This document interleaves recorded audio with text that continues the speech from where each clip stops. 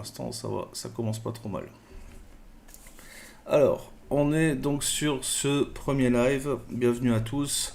Live marketing, donc pour la formation Vikings Affiliation.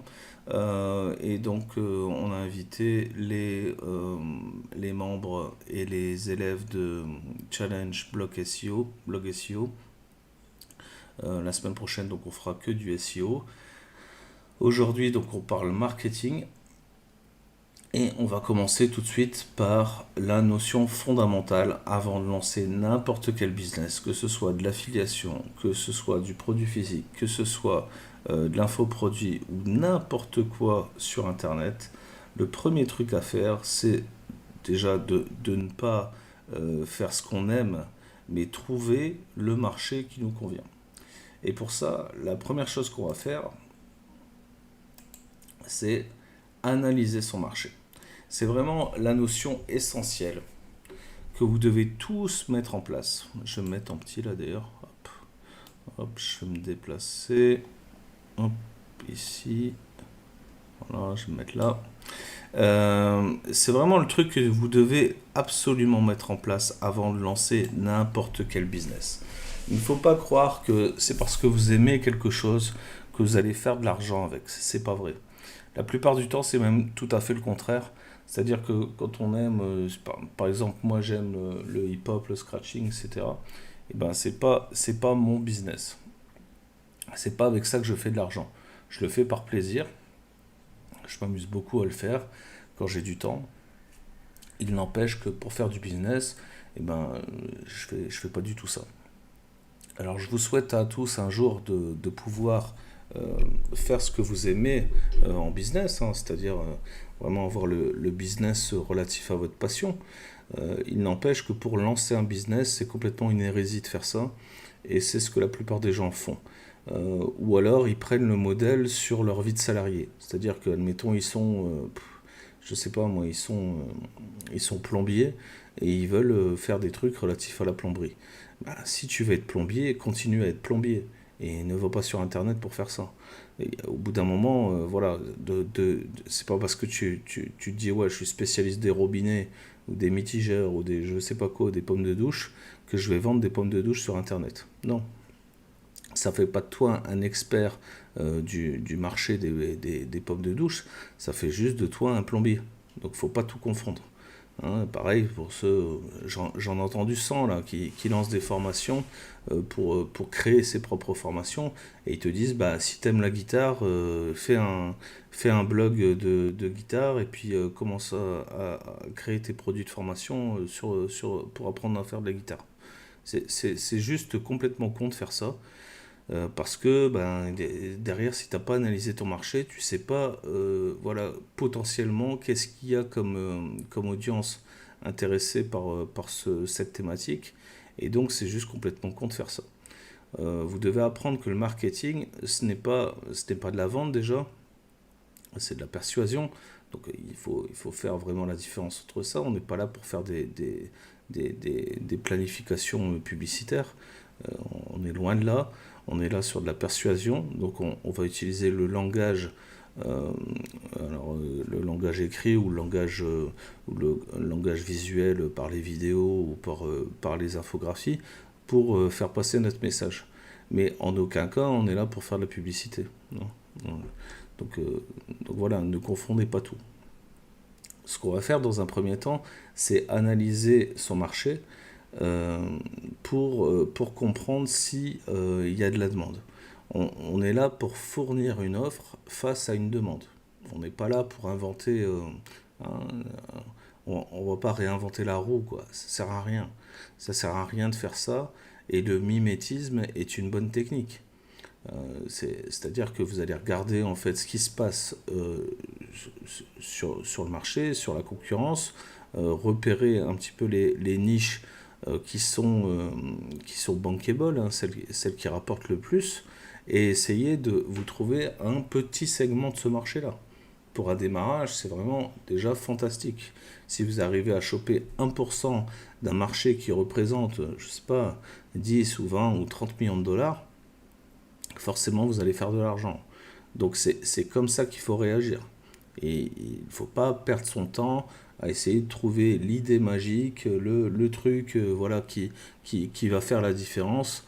Il y a très peu de chances que vous le trouviez déjà au lancement de votre business parce que vous n'avez pas d'expérience, vous n'avez pas suffisamment de ressources et de connaissances pour faire ça. Donc voilà, il faut vraiment y aller progressivement. Je fais un petit coup de promo là pendant que j'y suis. Je viens de lancer la méthode Smart Learning APC qui est vraiment basée là-dessus pour vous donner un plan d'action à suivre, un plan d'action de A à Z. C'est vraiment fait pour les débutants. Chaque pack c'est 10 balles. Vous n'êtes pas, c'est vraiment l'investissement c'est minimal et ça vous permet, avec le multipack à 20 balles, vous avez vraiment un plan d'action de A à Z pour construire votre projet. Donc voilà, je peux pas faire beaucoup mieux que ça. C'est une offre gilet jaune que je vous fais, hein, je vous le dis. Je ne peux pas faire mieux. Quoi qu'il en soit, il va falloir analyser son marché. Pour analyser son marché, il y a plusieurs techniques. La première technique, je veux dire, c'est une technique simple et qui est accessible à tout le monde, c'est faire des recherches simplement sur Google. Il n'y a pas besoin d'avoir un bac plus 8 en marketing pour faire des recherches sur Google. Hein. Vous n'avez pas besoin de formation non plus, vous n'avez pas besoin que je vous explique comment faire. Vous savez taper une requête sur Internet. Il y a il y a la saisie automatique en plus de ça sur Google qui fonctionne très bien. C'est-à-dire que vous allez taper votre premier mot et vous allez avoir tout un lexique qui va apparaître derrière sur des recherches éventuelles de clients. Et ça, il faut vraiment s'en servir. Il ne faut pas passer à côté de ça. C'est ridicule de passer à côté de ça. Donc il faut commencer comme ça. Donc ce que je vous conseille dans un premier temps pour analyser votre marché, c'est simplement d'ouvrir un fichier Word, tout simple. Vous aurez un fichier Word, un éditeur de texte ou un Google Doc. Et vous allez trouver en fait vos mots-clés et le lexique qui est utilisé par votre audience, par l'audience que vous allez cibler pour rejoindre la thématique que vous avez choisie. Si, admettons, vous êtes, je sais pas, vous avez l'idée vous avez vu que sur YouTube, par exemple, il y avait beaucoup de vidéos sur la diète, hein, sur la perte de poids. Alors, attention, c'est assez saisonnier comme business, mais voilà, c'est assez populaire. C'est même très populaire. Euh, voilà, vous allez déjà créer votre lexique, rechercher en fait tous les mots-clés et toutes les expressions, hein, parce que le mot-clé c'est bien, mais c'est très précis. Il vaut mieux chercher des expressions, donc des combinaisons de 2 ou 3 mots qui permettent de vraiment préciser votre recherche. Et vous allez lister tous ces mots. Une fois que vous aurez listé tous ces mots, vous allez avoir en fait ce qu'on appelle donc un lexique, le lexique de votre thématique. Et à partir de ce lexique, vous allez pouvoir commencer à faire de l'analyse. Donc pour ça, vous allez aller sur Google Trends. Et sur Google Trends, vous allez chercher voilà, les volumes de recherche relatifs à ce lexique. Donc vous allez tester chaque combinaison de mots pour voir un petit peu quel est le meilleur lexique. Donc sur votre fichier Word, vous allez noter tout ça. Vous allez noter à chaque fois le volume de recherche, éventuellement les régions sur lesquelles ça se fait beaucoup. Si vous ne parlez pas anglais, si vous ne maîtrisez pas l'anglais, vous allez vous contenter d'un marché francophone. Mais c'est déjà assez large pour lancer un business, hein, ne vous inquiétez pas. En France, il y a 70 millions de personnes. Il y a quand même moyen de trouver, voilà, je sais pas, 500 ou 1000 personnes pour vendre votre truc. Donc au bout d'un moment, voilà, faut être assez pragmatique là-dessus. Une fois que vous aurez fait ça, vous allez pouvoir rentrer un petit peu plus en profondeur, faire le même genre de recherche, par exemple, sur d'autres moteurs de recherche. C'est-à-dire qu'au lieu de travailler uniquement sur Google, vous allez travailler sur Facebook, qui est un moteur de recherche assez puissant aussi. Vous allez rechercher toujours dans cette même thématique, avec ce même lexique, et toujours indiquer dans votre fichier Word les volumes de recherche que vous allez retrouver, la popularité. Et si vous n'avez pas de volume de recherche comme sur Facebook, vous allez noter en fait la popularité, c'est-à-dire que sur telle et telle thématique, vous avez repéré autant de publications qui représentent autant de j'aime, autant de partages, autant de ci, autant de ça. Ça vous permet de faire une classification. Cette classification est ultra importante. un troisième moteur de recherche qui est super important sur les requêtes, ça va être YouTube. Faites exactement le même travail sur YouTube. Sur YouTube, tapez vos requêtes et voyez ce que ça donne derrière. Voyez le nombre de vidéos qui vont sortir avec vos requêtes, le nombre d'abonnés que les gens ont, le nombre de vues que les gens font avec ce genre de requêtes. Vous pouvez travailler aussi sur YouTube avec la petite application qui s'appelle TubeBuddy, qui va vous permettre d'aller ensuite sur les chaînes des référents, hein, donc de la thématique, et de voir un petit peu quels mots-clés ils utilisent. Ça va vous permettre d'étoffer aussi votre lexique. L'important, c'est d'arriver au bout de quelques jours à pouvoir produire une liste de, je sais pas, admettons 20 expressions et 4-5 mots-clés. Voilà. Une fois que vous avez vos 4-5 mots-clés et vos 20 expressions, vous allez pouvoir commencer à travailler. Et c'est qu'à partir de ce moment-là qu'il est intéressant de continuer à travailler. Hein, pour l'instant, vous ne faites que de l'analyse et de la recherche. Il faut bien comprendre qu'un business, ça ne se lance pas comme ça parce que vous avez vu qu'un tel faisait de la thune. Lui, il fait de la thune, mais lui, ce n'est pas vous. Donc foutez-vous bien ça dans la tête. C'est pas parce qu'un tel réussit dans telle thématique que vous allez réussir dans cette même thématique. C'est complètement con de faire ça. Et c'est ce que beaucoup vous conseillent de faire. Et moi, je vous dis qu'il faut absolument pas le faire. Voilà. Deuxième chose, c'est que... Enfin, deuxième chose. Une chose supplémentaire à ça, c'est que vous allez pouvoir travailler aussi sur des outils qui sont beaucoup plus puissants. Donc, comme, je sais pas, SEMrush, sur Ubersuggest. Ubersuggest, c'est un peu de la merde, hein, je vais vous le dire. Hein. Comment on appelle ça? C'est un lead magnet en fait. Hein. Ça vous permet de. Enfin, c'est de la pub un peu gratos pour vous faire payer un abonnement derrière. Mais vous allez pouvoir utiliser voilà, des outils comme Ahrefs voilà, pour faire des recherches vraiment sur des mots-clés précis et vraiment avoir des volumes voilà, conséquents et précis sur votre niche. Donc là, ça vous permet vraiment de générer en fait ces statistiques dont vous aurez besoin. Ne vous dites pas que c'est juste pour savoir si le marché est bon. Non, ce sont des statistiques qui vont vous servir avec le temps, vous allez voir. Donc pensez bien à faire cette analyse. Ensuite, ce qu'on va faire, c'est qu'on ne va pas se limiter à ça. Forcément, on va devoir définir ce qu'on appelle un avatar client. La définition de l'avatar client, c'est aussi une étape clé. Pourquoi? Parce que ça va définir déjà plusieurs choses. La première chose avec l'avatar client, c'est que ça vous permet de savoir à qui vous allez vous adresser. Et ça, c'est vraiment le plus important. De savoir si vous vous adressez à des hommes, à des femmes, à des enfants, à des gens qui ont telle tranche d'âge, qui font partie de telle ou telle catégorie sociale, qui ont tel ou tel pouvoir d'achat, parce que c'est ça aussi l'important de savoir de quelle catégorie sociale on parle. Si on parle de gens qui sont au chômage ou au RSA, ou qui n'ont jamais travaillé, ou des étudiants, on sait qu'on va être sur des produits low cost. Si votre intention, c'est de faire du high ticket directement, ça va être problématique. Donc vous savez que vous n'êtes pas sur la bonne audience, ça va être compliqué.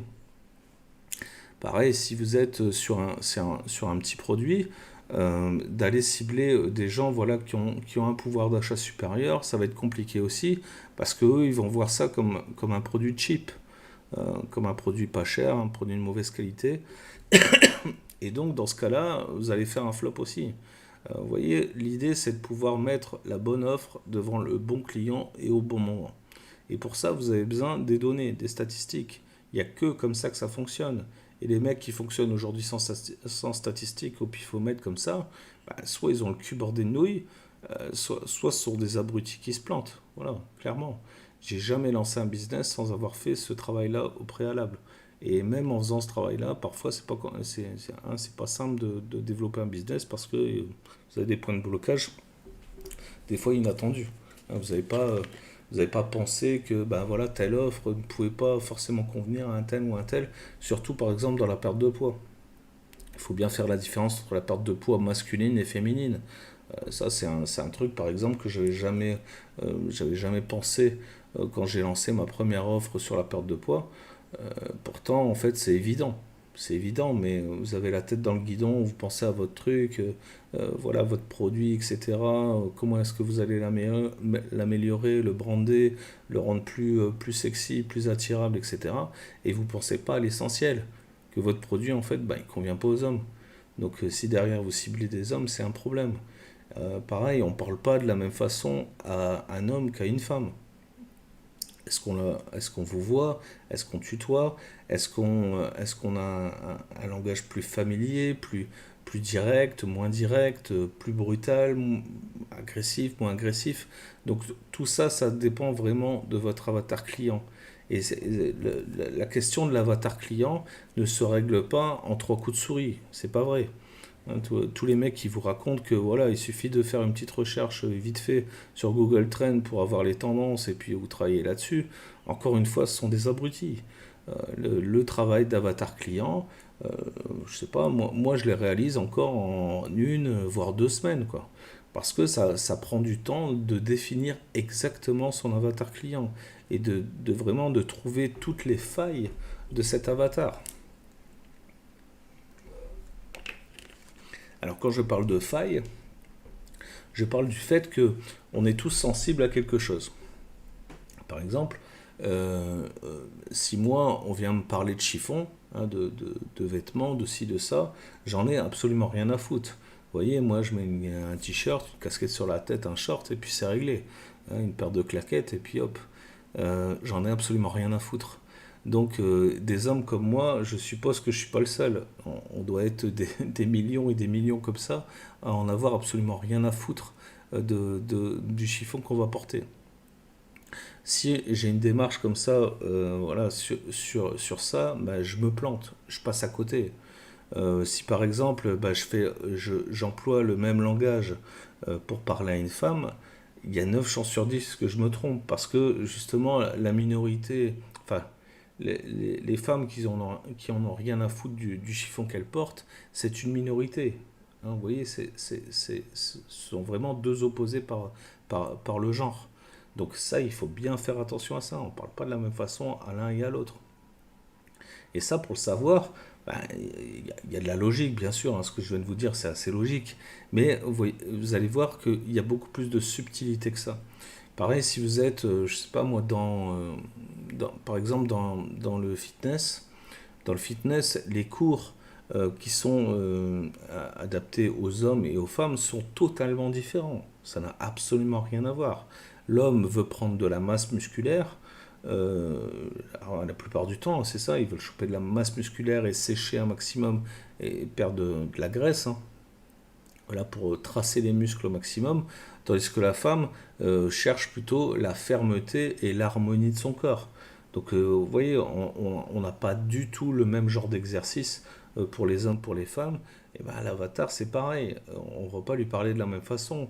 Un homme, je vais lui dire, ben, ressemble à, je sais pas, à Mike Tyson, voilà, en 7 jours grâce à mon programme. Une femme, je vais pas lui dire ça.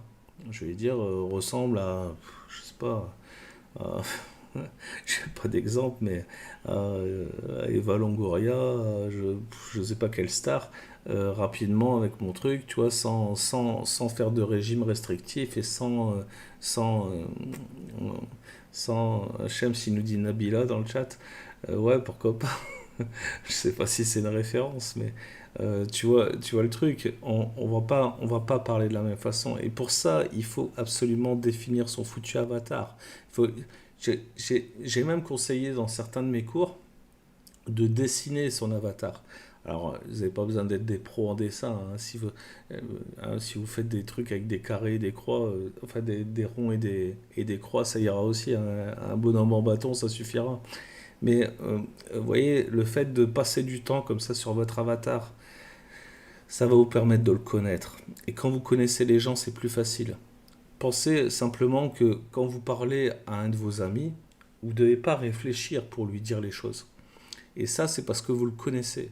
Vous savez comment est-ce qu'il va réagir. Vous savez quel langage vous devez employer avec lui. Pareil, pour quelqu'un de votre famille, par exemple. Vous savez exactement comment leur parler, comment voilà, susciter l'envie chez eux, comment voilà, justifier, crédibiliser votre discours par rapport à leur croyance, à leur centre d'intérêt, leur culture, etc. Et donc ça, il faut vraiment vous l'approprier. Et c'est pas un petit travail. Hein, les deux points que je viens de vous citer là, donc l'analyse de son marché et la définition de son avatar, c'est quelque chose qui peut vous prendre 2 à 3 semaines. Il faut bien vous rendre compte de ça. Et si vous l'avez fait plus vite, si vous êtes débutant et que vous l'avez fait plus vite, c'est que vous êtes passé à côté de quelque chose. C'est évident. Hein, vous n'avez pas fait le travail comme il fallait. Donc dans ce cas-là, il faut chercher à vous appuyer sur des supports de travail comme la méthode Smart Learning, j'en reprends encore une fois, qui est vraiment détaillé. C'est un plan d'action pour vraiment aboutir à ce genre de réflexion. Qu'est-ce que je voulais vous dire d'autre? Ouais, sur l'avatar client, il ne faut pas non plus hésiter à tester. Vous voyez, essayez de trouver, ça je le fais assez souvent, j'essaye de trouver quelqu'un, par exemple sur Facebook, rien qu'en regardant les publications des uns et des autres par centre d'intérêt, j'essaye de trouver quelqu'un, une, deux, trois, des fois 10 personnes, et je leur propose comme ça spontanément des trucs relatifs en fait à la niche que je vais exploiter et je les fais parler en fait si vous voulez.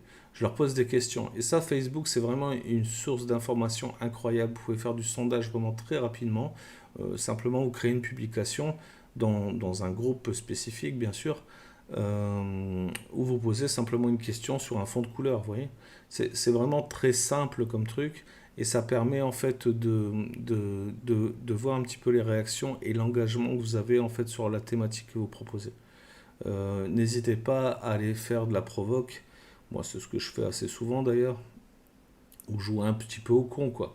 Hein, dire, bah écoutez, moi je suis complètement débile, j'arrive pas à comprendre ça, machin, est-ce que vous pouvez m'expliquer? Et vous allez voir qu'il y a plein de gens, vous savez, des donneurs de leçons en France, il y en a des kilomètres. Hein. Donc c'est très facile de voir ça et d'avoir des réponses à ce genre de sujet. Donc je vous encourage vraiment à le faire. Ça vous permet vraiment de tester votre audience et de savoir à qui vous vous adressez et pourquoi pas après aller créer des groupes Facebook sur cette thématique pour justement commencer à rassembler, mais on va voir ça après dans le prochain sujet. Bah, il est temps pour nos amis de, de YouTube de nous quitter. Et donc bah, sur YouTube, si vous voulez rejoindre la formation, c'est avec grand plaisir. Vous voyez dans la description, vous retrouvez tous les liens. Et on se retrouve bientôt pour une prochaine vidéo sur YouTube. J'espère que vous avez apprécié ce début de live. Pour nous, on reste entre nous et on continue le live de notre côté. À bientôt. Ciao YouTube.